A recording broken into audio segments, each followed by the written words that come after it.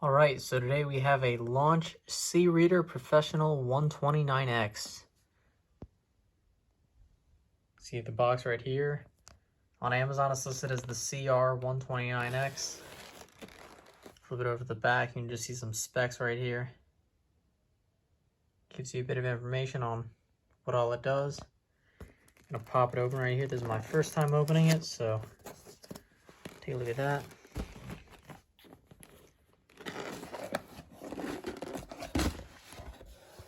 Here she is, right here. Got the cable right here for actually connecting it to the OBD2 port and then connecting it to the scanner itself.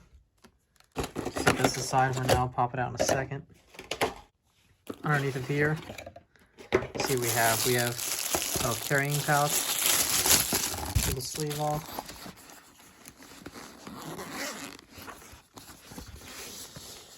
Oh, some instruction manuals. Looks like maybe like a little guide how to use it. Feel around. What else is in here? USB charging cable. I don't know what kind of connector that is, but set that aside. Yeah, that's it inside this pouch. Pop the scanner off. It's got the little plastic film to protect it on top, but other than that, it's just got the connection port and charging port at the top. Power button right there. Little, I guess, label right there on the back. I don't think it would have any power, but why not give it a shot? Oh, beeped a little bit. I guess it does. Probably read through this in a bit, note anything important. We got a quick start guide right here. So that's the actual instruction manual. This is the quick start guide. Gives you a bit of information right there. The actual screen's booted up, so it's got touch screen. Seems to be pretty responsive. Gesture on the buttons as well.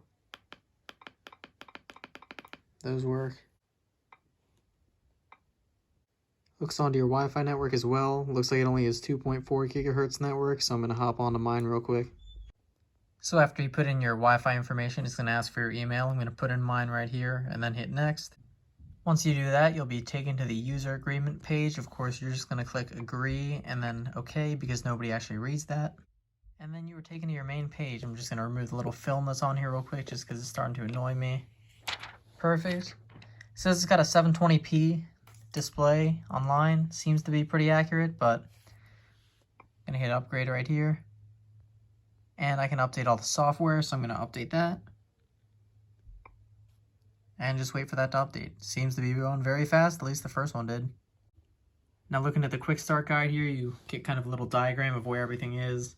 Tells you how to turn everything on. Probably gonna charge it once I'm done with this. But then it tells you what to do to get started. So you can see the prompt that I went through right there. Started it, selected language, time zone, Wi-Fi, email address, user agreement, job menu appears, and then tap updates. So there you go. Gives you kind of some more information, just kind of how you diagnose it, and then it gives you the function modules as it says. Take a look at all that. And preparation of how to actually do it.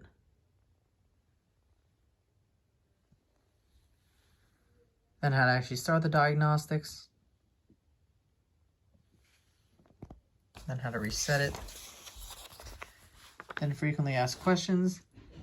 And then just usual disclaimers. And then if you speak, looks like French, here's how you use it if you're French. And then Spanish. And then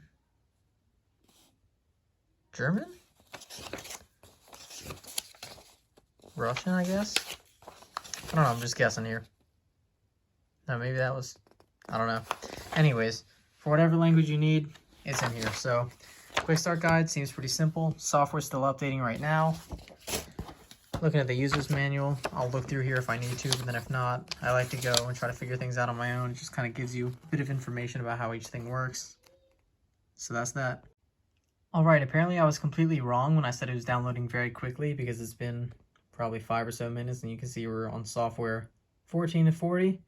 However, I can't really complain. As long as it finishes downloading, I won't be too upset about it. Alright, now we're here at the home screen. You can see that you got your 9 little menu options right here. Hit the home button, it'll just take you right to where you are right now, and you can press these buttons to go around and select. If you go to diagnose, you'll see that you have the different options for diagnosis. You can do auto detect, or you can choose a specific brand, make, and then try from there.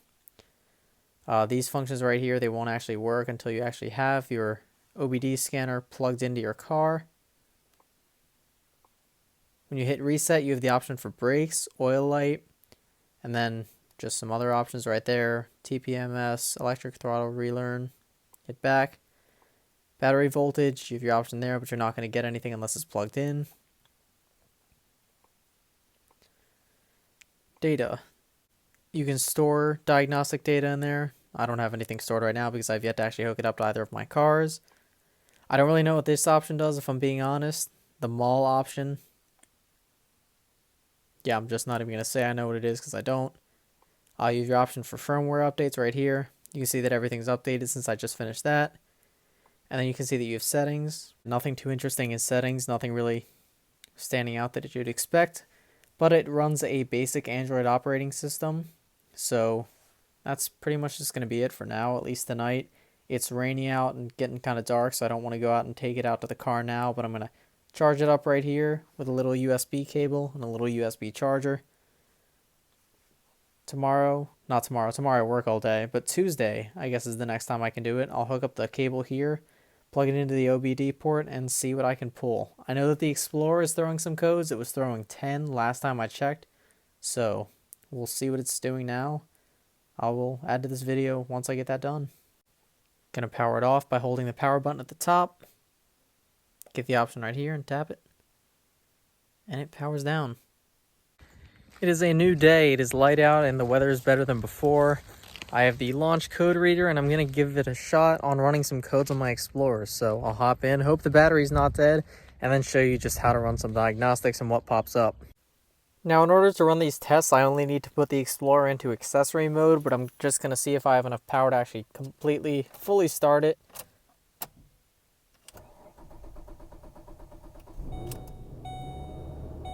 So she did start, so we know that we got that going for us. So I'll turn it off and get the code reader ready. Alright, so this cable, the yellow and black ends right here, this black end goes into the top part of the code reader. There's a little port up here that it will go into. And then the yellow plug down here will plug into your OBD2 port on your car. Cable's all set up now. I'm going to press the power button on the top, boot up the actual reader itself. There you go. Let it warm up. Alright, the screen of the scanner is on. My OBD2 port is right here, right above my emergency brake release. So I'm going to take that and plug it in right up there. Had it the wrong way. And it's reading that my car is hooked up. The scanner is now updating the firmware, so I'm just going to let that update real quick. Going to put the vehicle into accessory modes to just turn it on like that, but don't actually start it. And it's reading it. Ford Explorer. Or Euro Ford. Ford, that's what we want. There we go, now it's reading that it's a 2008 Explorer. Asking now to confirm that everything here is correct, so I'm just going to hit yes there. Alright, so here we go. Professional diagnosis. 1 code there, 5 codes there, 1 code there, and 3 codes there. So you got a total of 10 codes. That's the same thing it was doing last time. So let's take a look at that.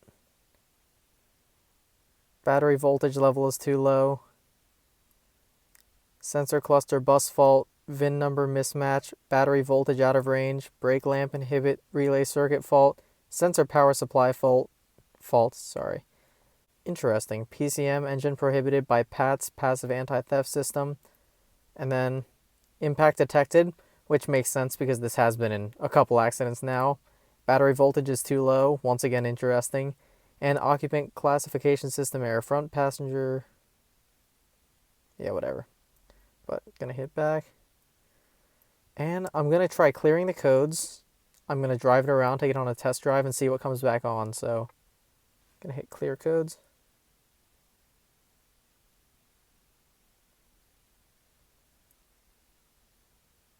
And it looks like it can't clear all of them, but Gonna give it a start up and see what's still on.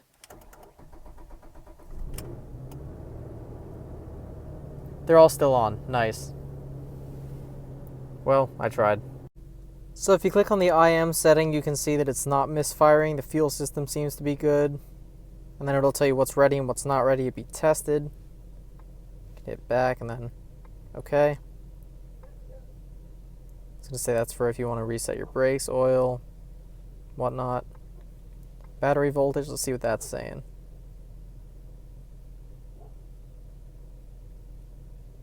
Seems to be relatively consistent.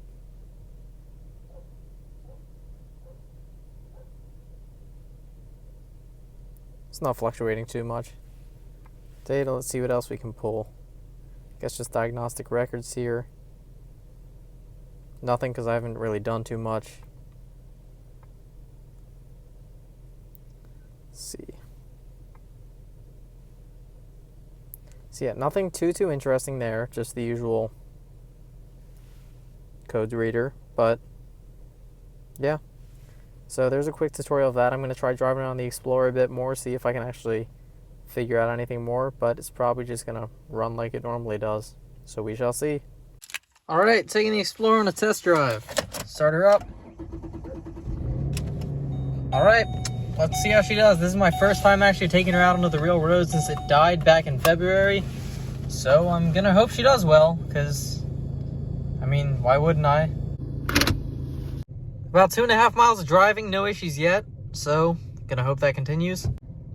Well, I'm here at my destination. I mean, nothing really changed. It ran much more fine than I was expecting for something that died on me last time I drove it.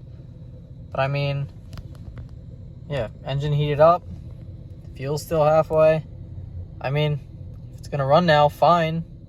That's cool, just don't throw any more problems on me, please. Thanks, buddy. Alright, I finished my run. I'm now headed back home, which is about 8-9 miles from where I am right now.